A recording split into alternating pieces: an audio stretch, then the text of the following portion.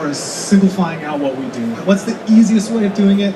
How can we make this less complex? Everybody here, I think, has had this experience, especially if you're in a production environment. The more bodies you have on set, the slower things move, right? The simplification starts every step of the way. Everything down from the camera that you use, the equipment that you use, the story that you write, everything that we have, and what we try to do is we try and gear it towards as simplified a setup as we can.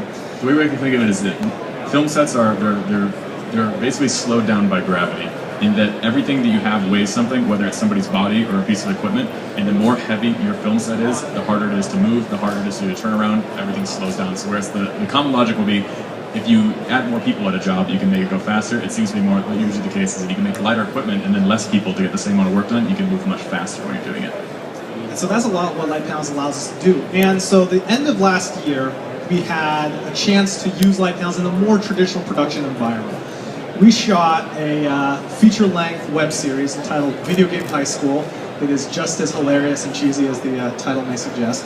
But that was a more traditional production standpoint. We had a director of photography. Director of photography brought on 2 ACs. It's more of a set that you're used to seeing, and it's the kind of thing that's not necessarily we're as accustomed to, but there's a lot of challenges in making that work with our style of shooting. So we shot on a Sony F3, we sort of bumped up our camera, shot on Zeiss Ultra Primes. Lighting-wise, we were using, in addition to the camera package, obviously, that the DP brought on, in terms of light panels, we were bringing on 2 daylight floods, 1 bicolor flood, 1 of the Sola 6s, a prototype Helio, which was a lot of fun.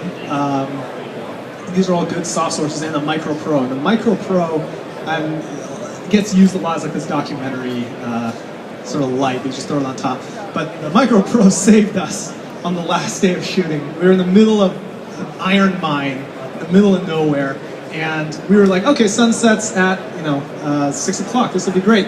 Except it's in the valley, so there's mountains. So sunset actually 4:45 or so. So the sun dips over it, and we just lose all light inside the valley. And we're like, oh great, we still have like 3 medium shots that we need to grab. So what we're gonna do is our genius DP John Salmon grabs Micro Pro and bounces it into a sheet of styrofoam, and then everybody, literally anybody who had an iPhone or an Android phone was using LED lights on it to try and fill in as much as we can. So that, combined with the fact that Sony F3 does really good work in low light, and after color... Turn the camera up to 18 gain, maxed everything out, which isn't a problem now because we have, knowing in post, we can basically take all the noise out of it using neat video.